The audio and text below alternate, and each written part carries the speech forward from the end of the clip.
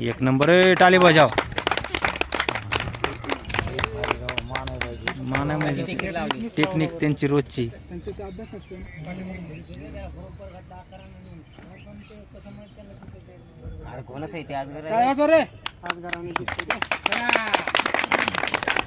एक number. Bathroom मध्ये पडलं काय कोणी. नाही लय भारी. एक नंबर. साहेबांना हात द्या जरा. हात द्या.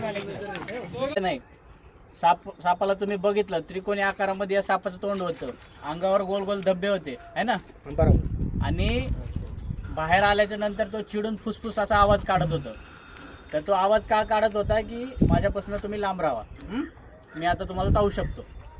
हा साप सेकंदाला 8 फूट एवढा वेग आहे त्या सापाचा चावायचा. मी जे आता त्याला हात लावत होतो ना भीत एवढ्याच कारणासाठी लावत होतो. त्याने अशी पलटी जरी मारली माझ्या हातापर्यंत येतो तो आरामात.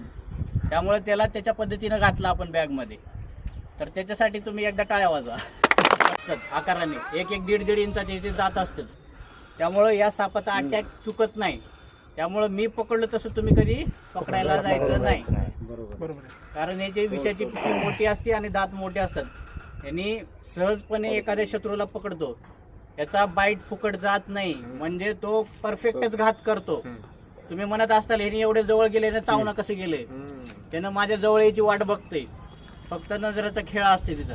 त्याची नजर कुठे आणि त्याचं कुठल्या मूडमध्ये तो आम्हाला चावणार हे आपल्याला माहित असतं, म्हणून आपण तेवढी डेअरिंग करतो. त्यामुळे बघून काय करायचं जायचं नाही.